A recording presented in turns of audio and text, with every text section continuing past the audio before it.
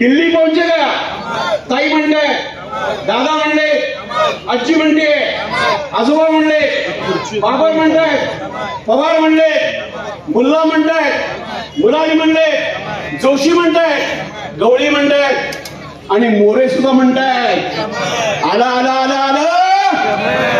जय हिंद, जय महाराष्ट्र. म्हणून गेल्या 2014 पासून 24 पर्यंत या 10 वर्षाच्या कालखंडामध्ये सर्वसामान्यांचे प्रश्न सोडवण्यामध्ये यशस्वी झालेले पंतप्रधान म्हणून नरेंद्रजी मोदी आहेत. आणि म्हणून यावेळी निवडणूक आहे. या भारताचं नाव संपूर्ण जगामध्ये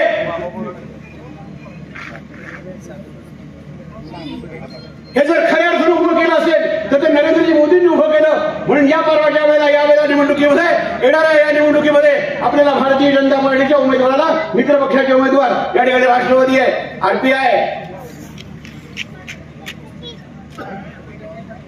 मनसे आहे, अशा सगळ्या संघटना आहेत.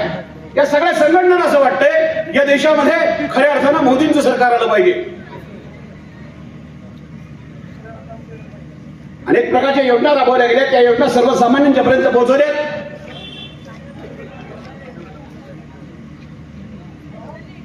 वृद्धांसाठी काही योजना असतील, तरुणांसाठी योजना असतील.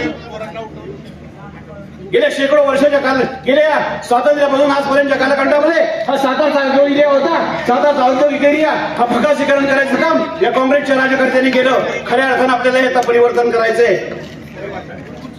शेगावची MIDC विकसित होणार आहे, निश्चित झालंय.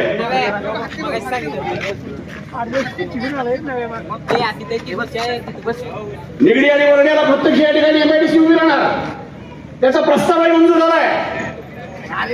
सर्वसामान्य तरुणाला काम मिळणार आहे. हा तरुणाला मुंबईला जावं लागणार नाही, पुण्याला जावं लागणार नाही. औद्योगिक क्षेत्राचं पर्व खऱ्या अर्थानं या सातारामध्ये कोण उभं करणार आहे तर श्रीमंत छत्रपती उदयनराजेंच्या रूपानं आपल्याला यावेळेला उभं करायला मिळणार आहे. तरुणांच्या हाताला मिळणारं काम आहे.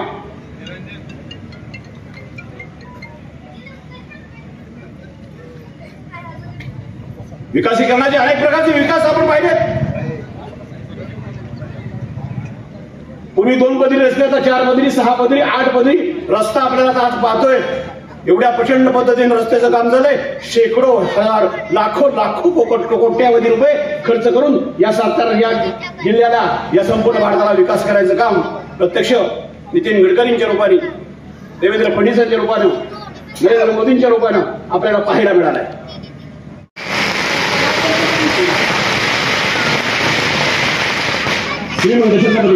सभेच्या ठिकाणी उपस्थित आहात सर्वांनीच महाराज साहेबांचं देऊन सन्मान्य महाराज साहेबांचं आजच्या या सभेच्या निमित्तानं सहर्ष स्वागत होते. त्याचप्रमाणे सन्माननीय आजच्या या सभेच्या निमित्तानं आपण करतोय टाळ्यापासून या दोन्ही महाराज साहेबांचं आपण सहर्ष हार्दिक स्वागत करूया. संघातून भरघोस असे मतदानाची लीड देऊन विजय करण्याचा शब्द दिला होता. या शब्दाला मान देऊन बाबाराजांनी पायाला भिंगरी लावून माननीय उदयनराजे भोसले यांचे प्रचारार्थ आघाडी घेतली आहे. मला यावेळेस आवर्जून सांगायस आनंद होतो की गोडोली व वाडीव हातवाडी मध्ये दोन्ही महाराजांच्या माध्यमातून या गोडोली विभागाचा चेहरा मोहरा बदलणार आहे. अनेक महत्वाकांक्षी प्रकल्प या दोघांच्या माध्यमातून आकारास येणार असून शाहूनगर गोडोली त्रिशंकू विभागात 24/7 32 कोटींची पाणी योजना, तसेच गोडोली त्रिशंकू विभागासाठी छत्रपती संभाजी स्मारक क्रीडा संकुल व गोडोली तळे सुशोभीकरण या कामामध्ये भरीव निधी दिला आहे. काही कामे पूर्णत्वाच्या मार्गावर आहे, काही कामांच्या वर्क ऑर्डर तयार झालेले आहे. या दोघांच्या माध्यमातून गोडोली विभागाचा चेहरा मोहरा बदलणार आहे. तरी येणाऱ्या निवडणुकीत आपण श्रीमंत छत्रपती खासदार उदयनराजे भोसले यांना भरघोस मताने निवडून आणून द्यायचा निर्धार करूया. आणि मी माझं छोटेखानी भाषण संपवतो. जय हिंद, जय महाराष्ट्र. नागपूरची उदयनराजेंना पण उमेदवार म्हणून आपल्याशी बोलायचंय. मी आपल्याला एवढं सांगतो की बंधूंनो, ही लोकसभेची निवडणूक आहे. आपल्याला ही लोकसभे किंवा एक मोठा दृष्टिकोन, एक वेगळ्या नजरेतनं आपल्याला या निवडणुकीकडे बघणं गरजेचं आहे. आज या निवडणुकीतनं आपण भले आपल्याला मोदींना मतदान करता येत नसेल थेट, पण एक लक्षात घ्या, उदयनराजेंच्या कमळाच्या समोरचं बटन दाबून तुम्ही मोदींनाच मतदान करता हे लक्षात घेतलं पाहिजे. कारण उद्या सरकार स्थापन होणार आहे भाजपचं. नरेंद्रजी मोदी हे पंतप्रधान होणार आहेत, ही वस्तुस्थिती आहे, ही देशातली वस्तुस्थिती आहे. जगात सगळ्यांना, जगभरामध्ये सगळ्यांना माहिती आहे की मोदी हे जूनमध्ये पंतप्रधान पदाची शपथ घेणार आहेत. आणि असं असताना प्रवाह देशातला आपण सगळा बघत असताना, सगळं आपल्याला कळत असताना, आपला खासदार हा सत्तारूढ पार्टीचा किंवा सत्तारूढ बाजूचा असला पाहिजे, तर आपल्याला हक्कानं कामं ही केंद्र सरकारकडनं आपल्या मतदारसंघातली जी आहेत ती आपल्याला करून घेता येतील, आणता येतील, ही वस्तुस्थिती आहे. प्रवाहाच्या विरोधात जाऊन म्हणजे प्रवाह सोडून दुसरा काहीतरी निर्णय घेऊन काही फायदा होणार नाही. प्रवाहाच्या विरोधात जाऊन काही होत नाही, दमछाक होती आणि शेवटी माणूस प्रवाहाच्या विरोधात गेल्यावर गटाणे खाऊन बुडून जातो, ही वस्तुस्थिती आहे. त्यामुळं कुठेही वेगळं काही जे काही टीका टिप्पणी, जे काही समोरचे आता प्रचार म्हटल्यावर सगळे येणार, लोकशाही आहे, आपण कुणाला अडवू शकत नाही, कुणाला नाही म्हणू शकत नाही, अशा याच्यामध्ये जे सगळी आपल्यापर्यंत लोक येतात त्यांचा आपण कितपत विचार करायचा ह्याचा कुठेतरी मतदार म्हणून आपण विचार केला पाहिजे. मी मगाशी रविवार पेठेमध्ये बोललो, इथं सुद्धा आपल्याला एक विनंती करतो की आज जे महाविकास आघाडीचे उमेदवार आहेत शिंदे साहेब, हे आपल्या सातारा जिल्ह्याचे पालकमंत्री होते, वकील आपल्या व्यंकटराव. तुम्ही पण विचार करा, तुम्ही हे सगळे, हे शिंदे साहेब हे पालकमंत्री होते. जिल्ह्याचं ठिकाण सातारा आहे. शिंदे साहेब मला वाटतं 1.5-2 वर्ष पालकमंत्री होते, 2 वर्ष होते, त्यावेळेला राष्ट्रवादीची सत्ता होती, मी पण राष्ट्रवादीचा आमदार होतो. मला एक तुम्हाला सगळ्यांना प्रश्न विचार की इथं बसलेला कुणीही विचार करून सांगा की पालकमंत्री असताना शिंदे साहेबांनी पालकमंत्री म्हणून सातारसाठी दिलेलं एक काम तुम्ही सांगा. तुम्हाला कोणाला आठवलं, आज आठवलं, उद्या आठवलं तरी उद्या मला फोन करून सांगा. हे पालकमंत्री असताना जिल्ह्याचं ठिकाण, हेडक्वार्टर ज्याला आपण म्हणतो जिल्ह्याचं, एक पण काम आज पालकमंत्री म्हणून त्या काळामध्ये आपल्यासाठी दिलेलं पालकमंत्र्यांनी हे आपल्या आठवणीत येऊ शकत नाही, ही वस्तुस्थिती आहे. मग त्यांना मतं मागायचा अधिकार किती आहे हे आपण कुठेतरी विचार केला पाहिजे. आज सातारा शहर आणि प्रामुख्यानं हद्दवाढीचा जो सगळा भाग आलाय, शाहूनगर असेल, विलासपूर असेल, ही हद्दवाढ आपण करून घेतली. आज कोट्यावधीचा निधी राज्य शासनाच्या माध्यमातून या हद्दवाढीच्या सगळ्या याच्यामध्ये आलाय. आज रस्ते झालेत, आज पिण्याच्या पाण्याच्या योजनेचं नवीन काम सुरू झालेलं आहे. आज 32 कोटीची, जे आता पाटलांनी सांगितलं, आज 32 कोटीची योजना, या संपूर्ण परिसरासाठी नवीन योजना आता शासनाच्या माध्यमातून मंजूर होऊन तिचं काम पण आता सुरू झालंय, ते पूर्णत्वाला पण जाईल.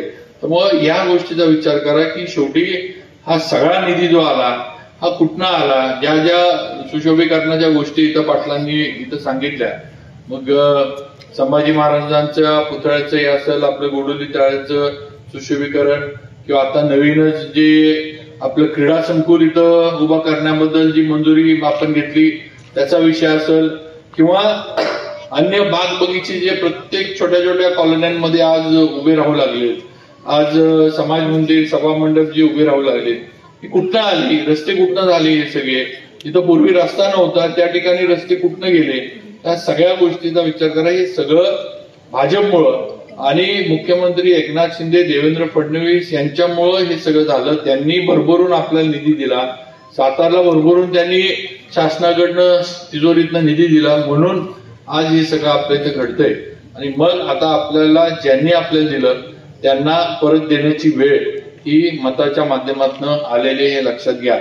आज टक्केवारीबद्दल आपलं जे मताची टक्केवारी कमी पडती त्याबद्दल बनकर साहेब बोलले, पण मला त्याच्यावर पण आपल्याला सगळ्यांना विनंती करायची की जी बूथची रचना आहे ती बनकर साहेब, तुम्ही, शेखर पाटील, फिरोज वगैरे या सगळ्यांनी बसून, व्यंकटराव असतील, सगळी मुलं आता इथं आहेत, सगळ्यांनी बसून, आपला विजय वगैरे सगळ्यांनी बसून ती बूथची जी काही रचना आहे ती तुम्ही जर नीटनेटकी केली, ज्याप्रमाणे भारतीय जनता पार्टीनं 30 जण एक नियमा वगैरे सगळं सांगितले, हे तुम्ही जर केलं तर 100% आपली मताची संख्या, जे मतदानाची संख्या वाढणार आहे, ही वस्तुस्थिती आहे. आपण ते ऐकतो आणि आपल्याला वाटतं ह्यात काय एवढं हे नाही, करायची काही गरज नाही, आपण नेहमीसारखं बूथ मतदान असेल त्याच्या आदल्या दिवशी चिठ्ठ्या वाटू आणि दुसऱ्या दिवशी बूथवर बसू आणि मग लोक मताला आले की आतनं मतदार यादी आणायची आणि हुडकून आणा, हे त्याच्यामध्ये होत नाही. तुम्ही तेवढे ठराविक जे त्यांनी घालून दिलंय की एका पानावर असणारी घरं जी असतील तेवढीच घरं एकानं बघायची, तेवढ्यांवरच लक्ष ठेवायचं, त्यांनाच भेटायचं, तेवढीच मतं आणायची आणि त्यांना त्याच्या कामाला निघून जाऊ दे. त्यांना दुसऱ्या पानावरची मतं पण आणायची नाही. आणि एका पानावर जर बघितलं तर माझ्या माहितीनं 30 मतं फक्त एका पानावर असतात. आणि 30 मतं म्हणजे किती, 4 ते 5 घरांमधनं असू शकतील, 6 घरं जास्त म्हणजे 30 मतं म्हणजे 6 घरां, अगदी घरातली 4 मतं जरी म्हटली तरी 5-6 घरांमध्ये 30 मतं झाली. म्हणजे एका माणसानं फक्त 5 ते 6 घरं, एका कार्यकर्ता ज्याला आपण म्हणू, त्यांना बघायचे 7वं घर सुद्धा त्यांना बघायची गरज नाही. आणि तेवढंच मतदान होतंय का नाही, झालंय का नाही, हे मतदान आपल्या बाजूचं आहे का विरोधातलं आहे, हे मतदान न्यूट्रल आहे का, की ज्याला आपल्या बाजूनं वळवता येईल, एवढा अभ्यास फक्त आपल्याला त्या पन्ना प्रमुख जे म्हटलं जातं किंवा बूथ प्रमुखानं जे आहे त्यानं तेवढा करायचा आहे, एवढाच विषय आहे. आणि हे तुम्ही केलं तर 100% मी तुम्हाला हे देतो की सातारा शहरातलं सगळं जे मताची टक्के मोठ्या प्रमाणावर वाढत आणि जे लीडची आपण भाषा सगळेजण आपण करतोय ते लीड, हे जर आपण बूथची रचना प्रभावीपणे राबवू शकलो तर ते लीड सुद्धा आपण सातारा शहरातनं मिळवू शकतो, ही वस्तुस्थिती आहे. आज इथं तसं बघितलं तर विरोधी महाविकास आघाडीचं फार काय साताऱ्यामध्ये शहरामध्ये किंवा इथं फार कोण मोठे कार्यकर्ते त्यांच्या मागे आहे किंवा त्यांची काही यंत्रणा आहे असं काही नाही. एवढा असताना आपण कमी पडून चालणार नाही. आपण निवांत राहिलो आणि आपण जर कमी पडलो तर मग समोरच्याला विरोधकाला बरोबर बोलण्यात किंवा टीका करण्यात काय अर्थ नाही. त्यामुळं या गोष्टीकडे माझं म्हणणं आहे सगळ्यांनी जास्त लक्ष द्या आणि त्या बूथची जी रचना आहे ती तांत्रिकदृष्ट्या ठेवला, त्या विश्वासाला तडा जाता कामा नये यासाठी आम्ही नेहमी त्या पद्धतीने वागलो. आज आपल्याला माहिती आहे की जेव्हा आपण विकास कामाच्या बाबतीत बोलतो तेव्हा विकास कामं होतात कधी, जेव्हा स्टेबिलिटी असते, जेव्हा स्थिरता असते. ज्यावेळेस स्थिरता असते त्यावेळेस संपूर्ण एक नियोजनबद्ध कार्यक्रम जो आपण आखतो तो आपल्याला अंमलात आपण आणू शकतो. आज भारतीय जनता पक्ष आणि सर्व त्यांचे मित्रपक्षांच्या त्यांच्या जर नियोजनाचं बद्दल जर बोलायचं झालं तर केंद्र शासनाच्या माध्यमातून आणि राज्य शासनाच्या माध्यमातून या संपूर्ण महाराष्ट्रातल्या वेगवेगळ्या जिल्ह्यातल्या वेगवेगळ्या तालुक्यामध्ये, शहरांमध्ये, गावांमध्ये मोठ्या प्रमाणावर विकास कामं मार्गी लागले आपल्याला पाहायला मिळतात. ही वस्तुस्थिती आहे. एका बाजूला असं एक चांगलं आपल्याला, आपण जर काँग्रेस आणि महाविकास आघाडीचं जर विचार केला तर त्यांचा अजून पंतप्रधानांचा उमेदवार ह्याच्यावरूनच वादावादी चालू आहे. पण आज जाणवतो कोणाचं कोणाबद्दल बरोबर संभाषण नसल्यामुळं कुठल्याही प्रकारचं नियोजनबद्ध कार्यक्रम ते आखू शकले नाही. आणि जेव्हा कुठल्याही प्रकारचा कार्यक्रम नसतो त्यावेळेस प्रगतीच्या ऐवजी एक तर संपूर्ण सगळं ठप्प होतं विकास कामं, नाहीतर मग अधोगतीच्या दिशेने वाटचाल झालेली आपल्याला पाहायला मिळतात. आणि खरं तर हे सगळं करत असताना बऱ्याचशा वेळेस जेव्हा ते मला तर वाटतं की त्यांनी त्यांचं महाविकास आघाडी आणि एकंदरीत संपूर्ण त्याचा विस्कळीतपणा, डळमळीतपणा आणि तिथं असणारा जो कुठल्याही प्रकारचा ताळमेळ नाही हे पाहता मी असं म्हणेन ती महाविकास आघाडी नाही तर महाभकास आघाडी असं म्हणलं तर काय चुकीचं ठरणार नाही. चेष्टेचा भाग समजे पण ही वस्तुस्थिती. आणि 5 वर्षाचा कालावधी जो असतो तो छोटा कालावधी नसतो. भरपूर 5 वर्षाच्या कालावधीमध्ये आपल्याला भरपूर कामं मार्गी आपण लावू शकतो. आणि त्यामुळं तुमचं मत जे आहे हे लाख मोलाचं आहे. कारण मागच्या वेळेस असंच जेव्हा संपूर्ण भारतीय जनता पार्टी आणि मित्रपक्षांचं सरकार होतं 99 साली, तुम्ही सर्वांनी त्यावेळेस तुम्ही म्हणजे इन जनरल महाराष्ट्रातल्या जे लोकशाहीतले सगळे जे तुम्ही राजे आहात, तुम्ही कौल विरोधात दिला आणि 1-2 नाही तर नव्हे तर 15 वर्ष सत्तेत भारतीय जनता पक्षाला सत्तेपासून बाजूला ठेवलं. परिणाम काय झाला तर जे म्हणून ह्या संपूर्ण जे विकासाच्या कामांच्या बाबतीत एकदम मरगळ आली, कुठल्या प्रकारचे फंड्स येऊ शकले नाही. या ठिकाणी तुम्ही बघा त्या काळात काहीच घडलं नाही. पण मात्र ज्या वेळेस तुम्ही परिवर्तन केलं, पुन्हा महायुतीला तुम्ही सत्तेत आणलं, तुम्ही आशीर्वाद दिले आणि नरेंद्र मोदीजींच्या कुशल नेतृत्वाखाली केंद्रात आणि राज्यात जे काय सरकार चालू आहे भारतीय जनता पक्ष मित्र पक्षांचं महायुतीचं, त्यामुळं त्यावेळेस 15 वर्षाचा काल कुठलाही निधी आला नाही. आता एवढ्या मोठ्या प्रमाणावरती निधी आपल्या सातारा शहराचाच आपण विचार केला तर केला, बाकी जिल्ह्याचं तर वेगळंच आहे. मला आवर्जून सांगायचं वाटतं की या 5 वर्षामध्ये आम्ही जो काढला हे म्हणजे संपूर्ण खासदारकीच्या मतदारसंघात 9,995 असं 95 कोटी, जवळपास 10,000 कोटीचा निधी वेगवेगळ्या कामासाठी या संपूर्ण जिल्ह्यात आलेला आहे. त्याचा आम्ही आमच्या जाहीरनाम्यामध्ये त्याचा उल्लेख केला, ते छापला आहे. तो जाहीरनामा आपल्यापर्यंत या एखादा काही ठिकाणी पोच झालाय तर त्याच्यात आपण बघा, म्हणजे त्यात खोटं काय नाही. जेव्हा जे आलेलं आहे, जे दिसते आपल्याला त्याचीच मांडणी केली. आणि हे होत असताना मगाशी शिवेंद्रराजेंनी उल्लेख केला, सत्ता ही कोणाची येणार ह्याच्याबद्दल म्हणजे दुमत कोणाचंच नाही. आणि असं असताना मग आपलं मत वाया का घालवायचं आणि कशा करता. पण आत्ताचे जे सध्याचे जे महाविकास आघाडीचे जे उमेदवार आहेत, यांनी त्यांच्या ज्या संपूर्ण ज्यावेळेस त्यांनी पालकमंत्री म्हणून या ठिकाणी कार्यरत होते या 15 वर्षाच्या कालावधीमध्ये, त्यावेळेस झालं काय तर कुठल्या प्रकारचा निधी तर दिला नाही. किंबहुना आज नैतिकदृष्ट्या त्यांना कुठल्याही प्रकारे केवळ इथंच नाही, सातारा शहरात नाही तर या संपूर्ण सातारा लोकसभा मतदारसंघात कुठेही जाऊन मत मागण्याचा अधिकार याच्याकरता नाही की त्यांच्याकडे सिंचन खातं होतं, म्हणजे इरिगेशन खातं होतं. आणि या 15 वर्षाच्या कालावधीत 1 नवा रुपया सुद्धा ह्या जिल्ह्याकरता निधी त्यांनी दिला नाही. बरेच प्रकल्प रखडले गेले. त्याबरोबर पिण्याच्या पाण्याचा प्रश्न तसाच प्रलंबित राहिला. शेतीच्या पाण्याचा प्रश्न सुद्धा मार्गी लागला नाही.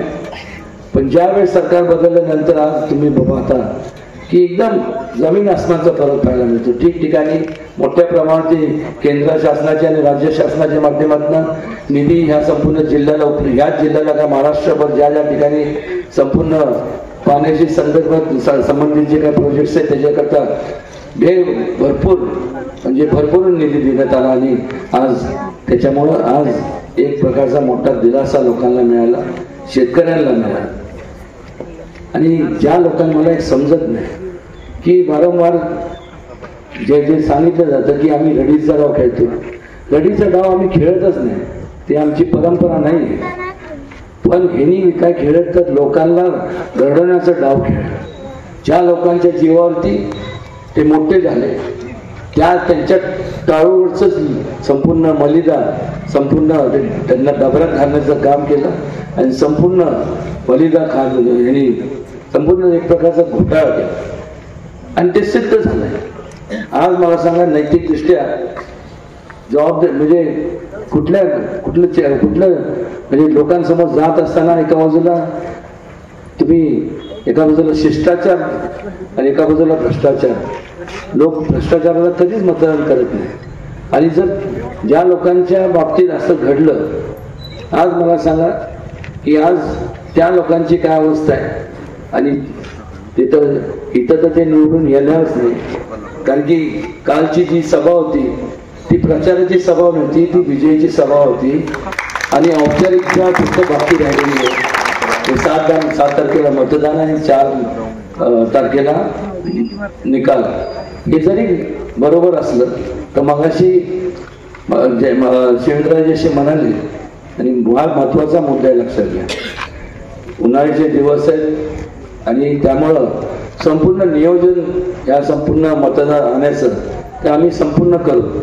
पण त्या भागातले म्हणजे इथले जे सगळं तरुण जे वर्ग आहे, आपण तुमच्या एरिया वाईज फक्त तुम्ही जरी तेवढं सांभाळलं तरी चिक्कार झालं.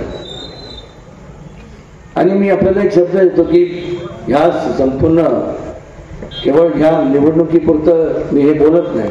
भविष्य काळात जेव्हा आमदारकीच्या निवडणुका जाहीर होतील त्यावेळेस 6च्या 6 आमदारकीच्या मतदारसंघात प्रत्येकाच्या करता जेवढं मी माझ्या खासदारकीच्या माझ्या स्वतःच्या निवडणुकीत जेवढा मी कष्ट घेतोय तेवढंच किंबहुना जास्त कष्ट मी सगळ्यांसाठी घेणार आहे. आणि त्याचबरोबर एक विचार माझ्या मनात आला की त्यानंतर लोकांच्या मनात विचार येणं स्वाभाविक आहे की पुढं स्थानिक स्वराज्य संस्थेच्या बाबतीत मग काय स्थानिक स्वराज्य संस्थेच्या बाबतीत त्या ठिकाणी जो मला वाटतं म्हणजे याच्यावर चर्चा होऊ शकते. जे काय तज्ज्ञ संपूर्ण शिवेंद्रराजे तज्ज्ञ त्यांचे सहकारी आहेत त्यांनी आमच्याबरोबर माझ्याबरोबरचे त्यांनी बसावं आणि ज्याचं आजपर्यंत ज्यांनी जास्तीत जास्त लोकांच्या सेवा केली आहे हा निकष मला लावला तर ते जास्त उपयुक्त राहील. कारण की लोक जेव्हा खासदार आमदार किंवा लोकप्रतिनिधी निवडून देतात त्यावेळेस त्यांची अपेक्षा असते की त्या आपल्या लोकप्रतिनिधींकडनं जास्तीत जास्त आपले विकास कामं मार्गी लागले पाहिजेत. आणि हे बोलत असताना आपण दुसरा एक विचार करणं गरजेचं आहे की नेहमी सांगितलं जाता मी कालच्या सभेत थोडं बोललो म्हणजे कारण नसताना जातीमध्ये तेढ निर्माण करायचं काम चालू आहे की संविधान बदललं जाणं. संविधान बदलण्याचा विशेष उद्भवत नाही. आज आपल्या डॉक्टर बाबासाहेब आंबेडकर यांच्या कुशल नेतृत्वाखाली आज त्यांच्याबरोबर जे संपूर्ण सहकारी होते हे संपूर्ण संविधान तयार बनवण्यात एवढे बारीक बारकावे त्यांनी मायक्रो प्लॅनिंगनी आणि संपूर्ण बारकावे विचारात घेऊन आपलं संविधान तयार केलं गेलं. किंबहुना ह्या संपूर्ण जगभरात जर विचार केला तर आपल्या संविधान जे आहे त्याच्या जवळपास दुसऱ्या कुठल्याही देशाचं जर आपण कम्पेअर केलं किंवा त्याची तुलना केली तर तेवढं बारकावे तिथं पाहण्यात आलेलं नाही. आणि हे बोलत असताना त्याच्या मागचं एकच कारण की संविधान बदलणार आणि आरक्षण जे आहे ते त्याच्या तुमच्या आरक्षणावर गदा येणार. आणि मग कारण असताना जेव्हा आता त्यांच्याकडे काय उरलेलं नाही विकास कामांच्या बाबतीत काय बोलू शकत नाही काही कुठले कामं त्यांनी मार्गी लावलेच नाही. आता बोलायचं काय तर पुन्हा एकदा लोकांमध्ये जातीमध्ये फूट पाडण्याचं जे काम कटकारस्थान जे करतात ते अक्षरशः अत्यंत घृणास्पद किंवा वाटण्यासारखं असं त्यांची आज त्या हे मार्ग ते अवलंबतात आहेत. पण आणि मग लोकांपर्यंत जाऊन सांगणं सांगितलं तर ते झालं 400 पार कशा करता लागतात ह्याच्या करता त्याच्या करता. इतिहासात जरा डोकावून पाहणार नाही. या अगोदर काय झालं इंदिरा गांधींनी ज्यावेळेस त्यांनी कुठल्या प्रकारचे विकास कामं मार्गी लावले नाहीत फक्त घोषणा दिल्या. काय घोषणा दिल्या तर गरिबी हटाव देश बचाव जय जवान जय किसान चांगलंय. पण त्यांच्या संदर्भात ठोस पावलं का उचलले गेले नाहीत. ठोस पावलं किसान गरिबांच्या बाबतीत उपेक्षित वर्गाच्या बाबतीत महिलांच्या बाबतीत तरुणांच्या बाबतीत त्यानंतर जवानांच्या बाबतीत त्याच्यामुळे आज आपण मोकळा श्वास आणि आज सुखरूप आपण आपल्या घरदाराला म्हणजे आपण राहू शकतो. त्याचबरोबर शेतकरी वर्गाच्या बाबतीत जे ध्येय धोरणं राबवले गेले जे योजना मार्गी लावल्या त्या कधी लावल्या गेल्या त्या 10 वर्षाच्या कालावधीमध्ये जेव्हा नरेंद्र मोदीजी यांनी या संपूर्ण तुमच्या आमच्या सगळ्यांच्या आशीर्वादाने या भारतीय जनता पक्षाने मित्र पक्षाचं ज्यावेळेस केंद्रात सरकार आलं आणि राज्यात आलं त्यावेळेस हे संपूर्ण योजना मार्गी आपण लावू शकतो.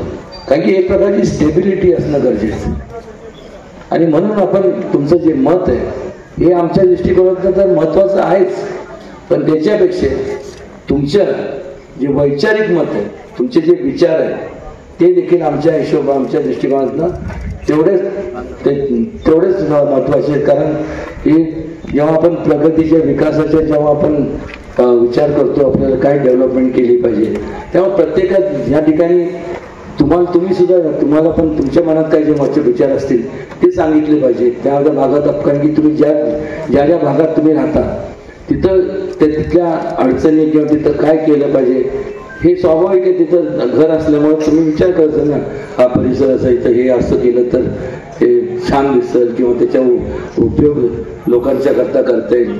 असे जे तुमचे डेव्हलपमेंटच्या बाबतीतले विचार आहेत ते आवर्जून मला आणि शिवेंद्रराजेंना आपण सांगा.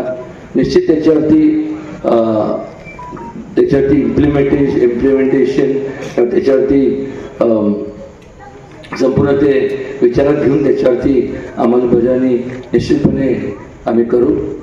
फार वेळ झाला आणि परत बोलण्यासारखं आहे, पण एवढंच सांगतो की ह्या जातीच्या राजकारणामुळं की रिझर्वेशन हे असं कधी होणार नाही आणि संविधानाचे तर बदलणं सोडून द्या. यांनी तर संविधान संपूर्ण नरडच कापून टाकलं संविधानचं.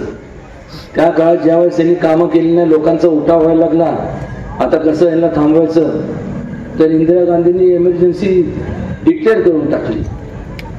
ज्या महात्मा गांधींनी सांगितलं होतं की पंचायत राजची संकल्पना मांडली ती म्हणजे काय की जोपर्यंत सत्तेचं विकेंद्रीकरण होत नाही आणि सर्वसामान्य माणसांच्या हातात सत्ता स्थानात जात नाही तोपर्यंत खऱ्या अर्थाने लोकशाही ह्या देशामध्ये नांदणार नाही.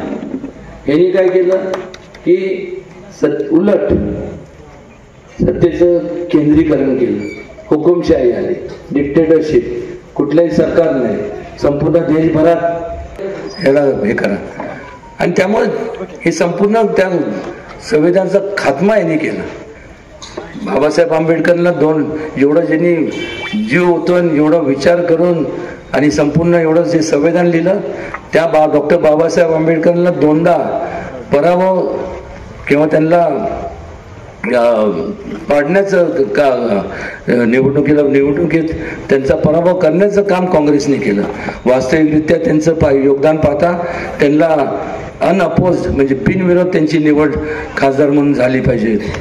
आणि या सगळ्या गोष्टींचा आपण विचार करणार आहोत का नाही, किंवा फक्त आता नुसतं आणि मला समजत नाही की ज्या वेळेस आपण एक बोट दुसऱ्याकडे दाखवतो तर आपले 3 बोटं आपल्याकडे असतात. मुळात त्यांच्याकडे आता बोलण्यासारखं काही राहिलं नाही. स्वतःचा नाकर्तेपणा लपवण्याकरता आणि कुठंतरी आता लोकांसमोर जातोय आपण आणि लोकांसमोर काहीतरी बोललं पाहिजे, बरळलं पाहिजे, हे एवढं काम करतात. जायचं जाण्यासारखं उमेदवार नाही. कोकणात नाही आहे, खानदेशमध्ये नाही, मराठवाड्यामध्ये नाही, मग आहे कुठं तर ह्या पश्चिम महाराष्ट्रामध्ये, ते पण सगळीकडे नाही. एक 2 का 2.5 जिल्ह्यापुरतं मर्यादित असल्यामुळं मला उद्या म्हणजे आश्चर्य वाटणार नाही की उद्या जसं 4 सभा त्यांनी दिल्यात त्याला सुद्धा कोणी तिथं कोणी उपस्थिती कॅम्पस करायचं द्या आता उदयनराजे. आणि माझी जी कॉलर उडवतो मला सकाळी 2-3 सांगितलं की हवाईच्या सभेत त्यांनी कॉलर उडवली, पण त्यांनी मान्य केलं. त्याचं काय संकेत असतात समजून घ्या ना तुम्ही लोक. कारण काय त्यांना